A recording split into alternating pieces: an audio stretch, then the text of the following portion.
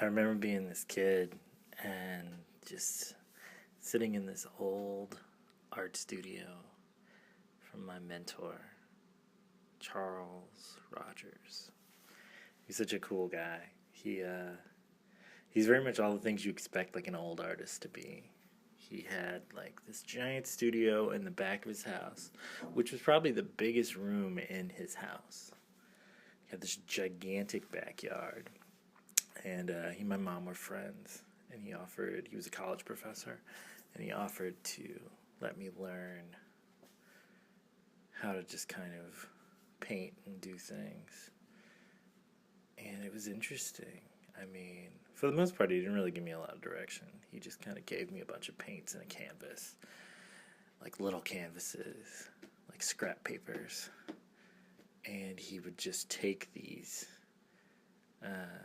pieces and give me whatever colors I could find in the back. He's like, these are the ones you can use. Anything that's open you can use right now. If it's not open, you gotta ask me. And I was like, okay, cool. I'm probably like, I don't know, 10. And I would sit there and I would paint all the toys I had, basically. These giant anamorphic creatures.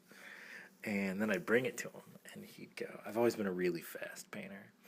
I'd bring it to him and he'd go, well, I mean, that's good, but you could always do more. And I'm like, well, what do you mean? And he wouldn't elaborate, and then I'd have to go back and paint more. And I remember feeling like kind of annoyed and frustrated, but like I enjoyed the challenge of it because it was something that I had never really tried to do. So it was somewhat brilliant in a way because it forced me to kind of keep going constantly. So I do the form and then the color, and you go like, well, where's the sun? Do shadowing.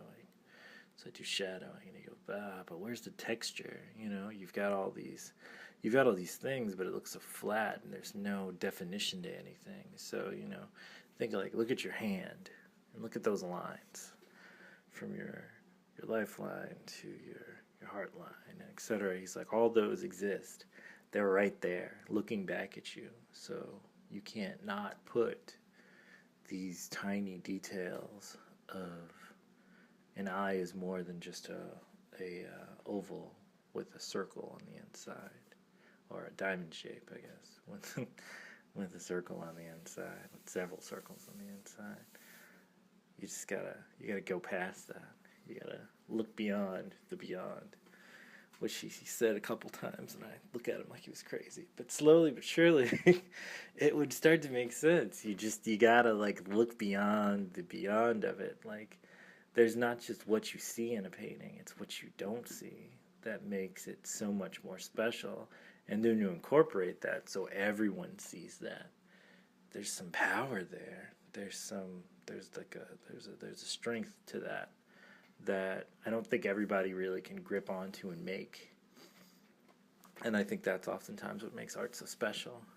That you show this view that the rest of the world doesn't naturally see.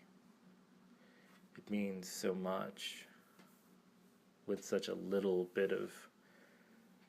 It looks like it's a little bit of action, but in actuality, it's a lot of bit of restraint. Because there's a point where you can make a face have definition, or you can have a face just look very, very, very old and kind of withered, which is fine if that's what you're going for. There's a lot of wisdom in that look. But if you're trying to paint something more with with a smoothness, I guess. There's no smoothness in all these lines. Like, they're so. I remember this lady I was in an art class with in college told me, she's like, lips are this funny thing where they're not actually they're not actually separate from your face. They're not like your fingers separate and there's more than one finger. When you put them together, it's one finger. When you take them apart, it's more than one finger. With lips are similar that way because your lips aren't a separate part of your face. They blend and shade. So you're not actually drawing them so much as you're hinting at them and then changing them, which I realize, I still basically just draw them. But the shadowing and all the watercolor on the ink and all that stuff, it makes it more. So you have to go that way.